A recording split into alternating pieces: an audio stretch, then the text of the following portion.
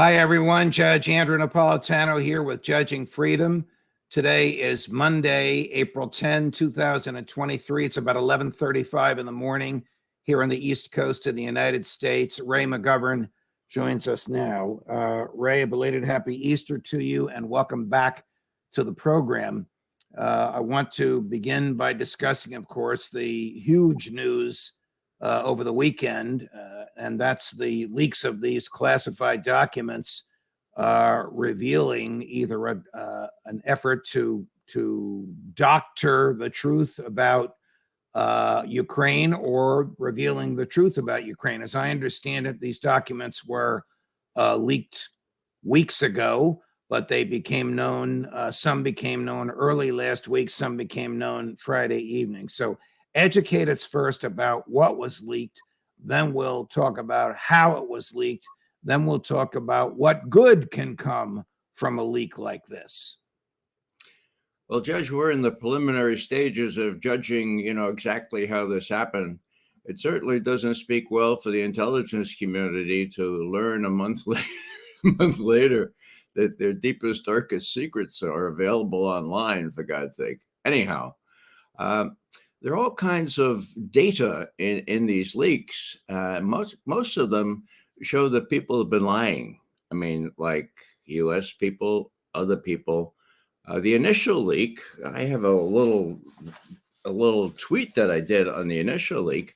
It talked about kill ratios. Okay, What's a kill ratio, Ray? It is, how many Ukrainians were killed vis-a-vis how many Russians were killed, and it says that it was 71,500 Ukrainians and only 16 to 17,500 Russians. Now, those figures are low, but from what the experts tell me, like Doug McGregor, the ratio, the proportion is about right. In other words, Ukrainians are really taking it bad. The Russians not so much. You started out by saying that these documents reveal that people have been lying. Can we identify these people? Are we talking about the highest ranking American people, Secretary of State Blinken, Secretary of Defense Austin, Chairman of the Joint Chiefs of Staff, General Milley? Gosh, Judge, I hear a knock at my door here. The Bureau is listening to us here. I'm shocked. Is this another Pentagon Papers? Does this reveal that the American government, whether it's in the name of those three people or not, has materially misled the public about the state of affairs, the state of military and intelligence affairs in Ukraine? I would say yes, Judge. Whether this was the intention or not, the data is so much and so official that it shows that there is a Vietnam déjà vu here. Now, let me explain. Coincidentally, we are giving Daniel Ellsberg the Sam Adams Award for Integrity tomorrow up at his place there in Berkeley. Now, during Vietnam, President, well, he thought he was president, Westmoreland, the general there, was lying through his teeth with respect to how many enemy underarms there were in South Vietnam. He put an artificial limit on it. It couldn't be more than 299,000 Viet Cong underarms. My friend, Sam Adams, who came into the agency the same day I did in 1963, found out that there were between 500 and 600,000 Vietnamese underarms in the South insurgents, okay? Now, Adams, even though he got all other intelligence agencies to agree with him in Washington, the Army would not, of course, and Westmoreland said, no, that's wrong.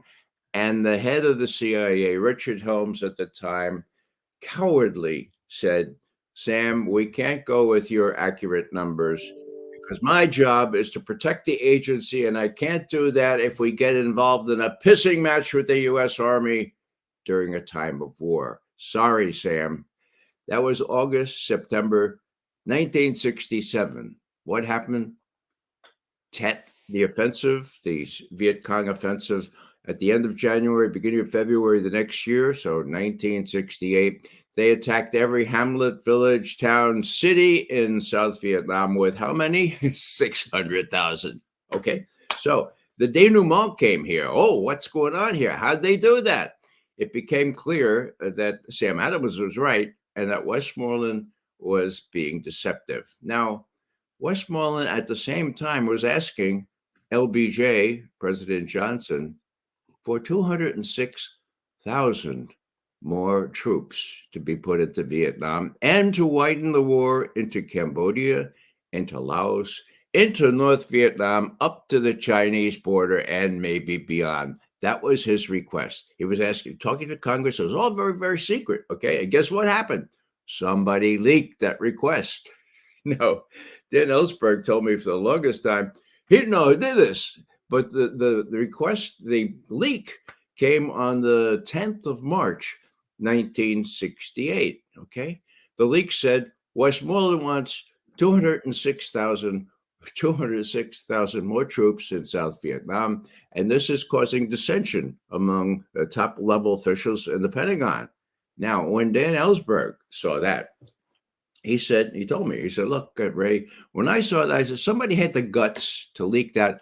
I'm going to leak the Sam Adams figures and show that Adams was right, that Westmoreland was lying through his teeth. I'm going to give him the estimate that Dick Helms turned down, and he did. Neil Sheehan published that on the 19th of March. So here's the sequence. The leak, 10 March, Ellsberg's second leak, 19th of March. On the 25th of March, Johnson told a close group of people, he said, these leaks have really hurt us. We can't go on here. I'm not going to run for president anymore. And we're going to have to trim our sails. Whoa, 25th. And then the 31st, of course, he got out on TV and said, I'm not running for president anymore. So, okay, bring all of this up to the present, Ray. Well, now, if these leaks show that General Milley and Secretary of Defense Austin are lying by saying the Russians are being slaughtered and that the Ukraine can mount a counteroffensive this spring, well, it's all going to come home to roost because that ain't the case. The Russians are advancing. And sooner or later, the denouement is going to come. I've been saying another month or so. I think Doug McGregor says the same thing. When the Russian military will say, okay, look, are you going to give up now? Because we can go all the way to the Dnieper River, and we will if you don't sit down and talk to us and carve out the best deal that you can. So it's all very relevant, it seems to me. Cui bono, the leaks benefit those who want to get the truth out and to say, look, this is a fool's errand. If we escalate still further, we're not going to win, and we do run the risk of some nuclear war. So my hat is off to the leaker. Whoever this person is, look, Ellsberg would have gone to jail if the FBI hadn't have raided his psychiatrist's office and a courageous federal judge threw the indictment out. Now, maybe somebody would have pardoned him. I don't know. And whoever this leaker is probably has a long criminal litigation ahead of him or her.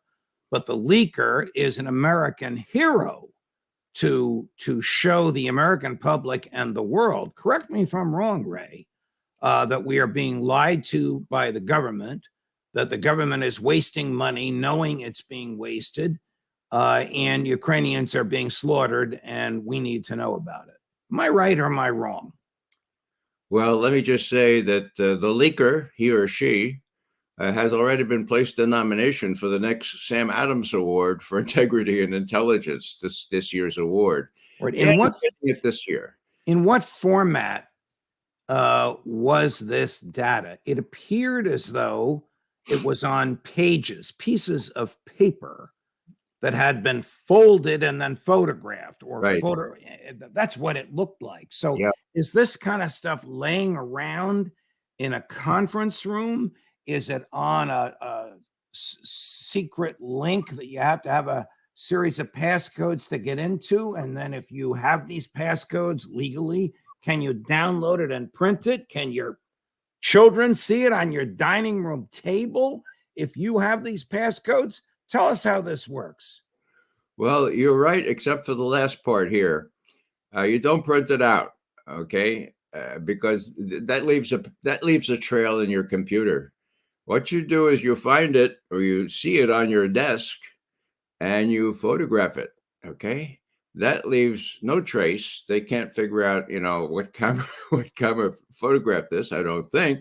And so that's why it's all folded. Somebody folded it in quarters and put it in their shirt or in their bra or whatever and took it out.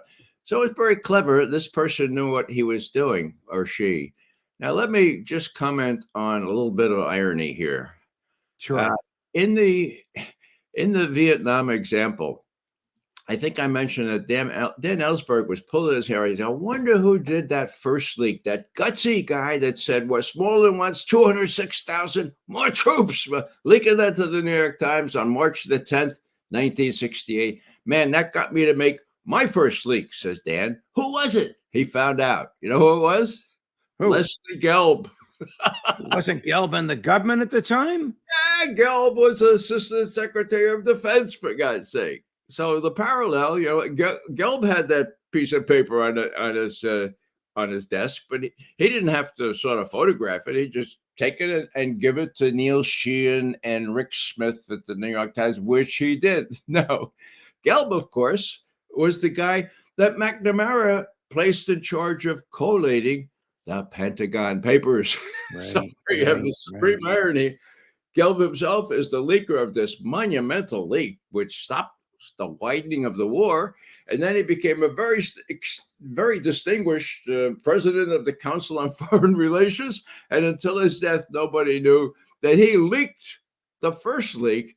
And even though he was in charge of the Pentagon Papers, of course, he criticized, who would he? Right. This Dan Ellsberg. Have you had a chance to look at the documents?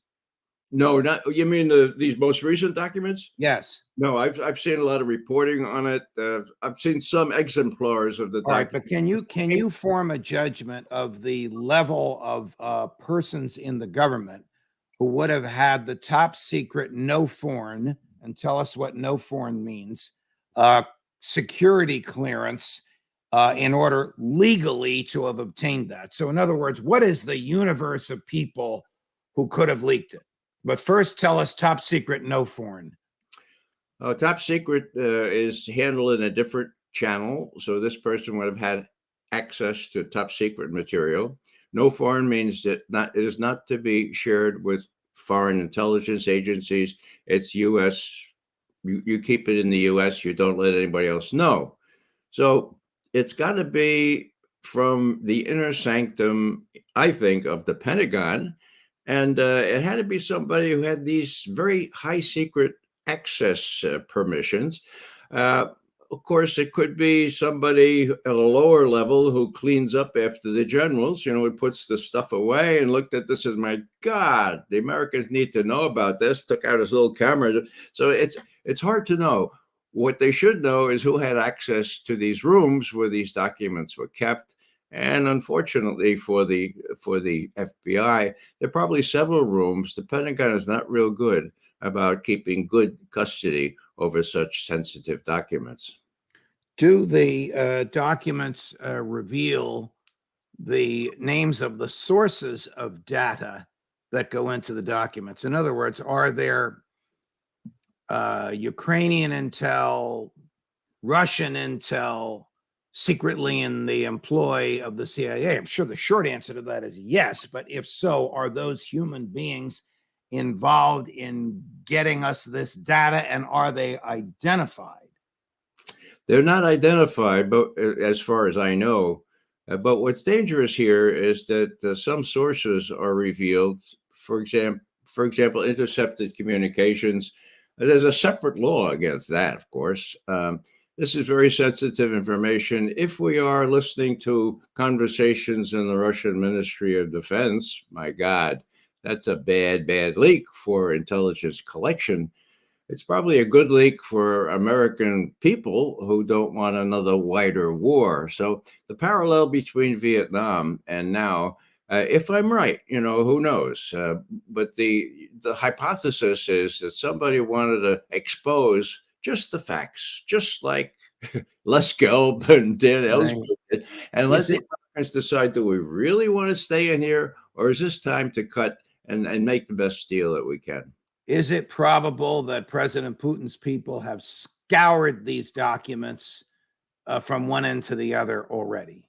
Oh, sure. I'm sure they've read them more thoroughly than I've had a chance to, but they won't get well, yes, they will get insights into what our collection capabilities are, and that's the downside. That shouldn't happen. But I think that the people who released this, assuming it was more than one person, they had the idea that we ought to go big, release as much as we can, to hide the fact that our real aim is not to widen this war, but to tell the American people, look, you've been lied to. These guys are lying just to the truth, just as Westmoreland did in Saigon in 1967, 68. What would your former colleagues, who presumably briefed President Biden this morning, day after Easter, day after a 3-day holiday, 3 days after the larger of the two leaks, the one that came out on Good Friday afternoon or Good Friday evening, what would the CIA have said to him this morning? Is there Well, face saving? Is there, look, we got to deal with this. This stuff is accurate. We have to tell the truth. What kind of a conversation would William Burns have with Jake Sullivan, or if the president is awake and interested, with the president himself? Well, back in the day, we would brief the president on Saturday. So this would be Saturday and then catching up this morning. What he would be told, if I'm correct, is, look, we have the FBI looking into this. We're going to try to find out what this is, and we're preparing our PR story. We have the New York Times coming in this afternoon. We're going to talk to them. We'll figure out how we kind of suppress the real significance of this. And so hang on, we'll give you a briefing tomorrow on the PR effort as to how we're going to handle this. All right, you're William Burns and I'm Joe Biden. Yeah, but Bill, is this stuff true? Have we been lying to the American people? Mr. President, I've been dying to role play with you in this environment. Mr. President, I'm supposed to be titular head of the intelligence community together with April Haynes, but she's in charge of people like the Pentagon intelligence folks. And I don't know what, but the Pentagon intelligence, I can't control what they say, and I think they may have been stretching the truth a little bit, Mr. President. But don't quote me on that, Mr. President, because I want to be part of the team. That's the problem, okay? Judge, So you be part of the team if you're the chief intelligence advisor to the president. You stand on your own 2 feet. Call a spade a spade. If people are lying, you tell the president directly, and you don't fear the consequences because you're a self-made person. You can go somewhere else. You're not going to be on the street with your hat out. So some human beings, Defense Intelligence Agency, CIA, one of those other things, those 3-letter words that only you in your end of the world know what they mean, gathered this information, and somebody assembled it on these documents, and it defied what was being stated publicly. And now the defiers and their boss, the president, know about it. And the president has said nothing, and the defiers have said nothing. Yes, you're quite correct, Ray. They have attempted to downplay it through their acolytes, their vassals in the Wall Street Journal, the New York Times, and the Washington Post. But nobody has stood up and said, this is true. We've been lying. We've been wrong. Here's what we're doing from now on. Is it fanciful for me to expect that would happen? No, Judge, and I think there's a ray of light here. The New York Times could have suppressed this information. I mean, it was lying around, and they could have said, "This is phony. This is crazy," but they chose it to put it on their front page. The New York Times front page always has dominated. What we get here, here by that, and then here the children from the Russians kidnapped right in the middle of the thing right here. It's always dominated by these terrible stories about the Russians are doing. But now they're faced up to it, and I think this is speculation. I think that there are a lot of people in the Pentagon and elsewhere say this is a fool's errand. I mean, I have 10 kids, let's say. I don't want to be fried in a nuclear war. The American people are being lied to. Let's get this stuff out. Now, what I say here is that the New York Times did have the option of saying, look, we're going to suppress this, as they have suppressed the information. What's today? Okay. It's been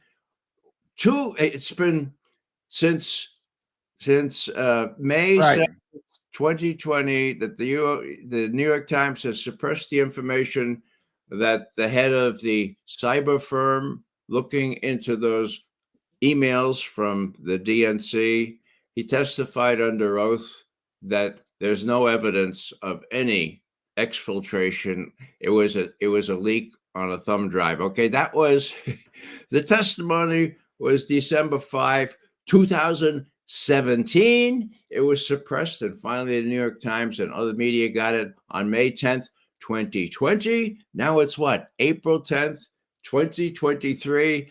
People still don't know that story, and it gives the lie in proven sworn testimony that Russiagate was a fraud, okay? So if the New York Times could do that so well with that key piece of information, they had the option of trying to suppress this too. So I think that a lot of people are saying, well, let's let the Times deal with this, and maybe we can stop the president and those idiots that he has advising him. And I use that word advisingly,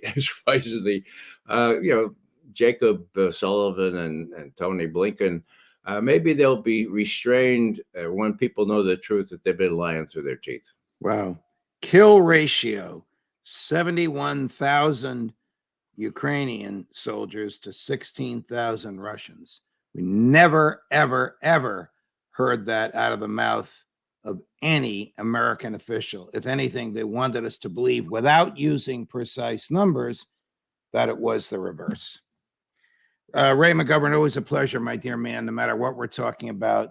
The people watching this now and emailing us from all over the world, as you have commented, are deeply appreciative of your courage and your intellectual honesty as we discuss these delicate issues. We'll have you back. We'll have you back again soon. Thank you so much, my friend. Thank you, Judge.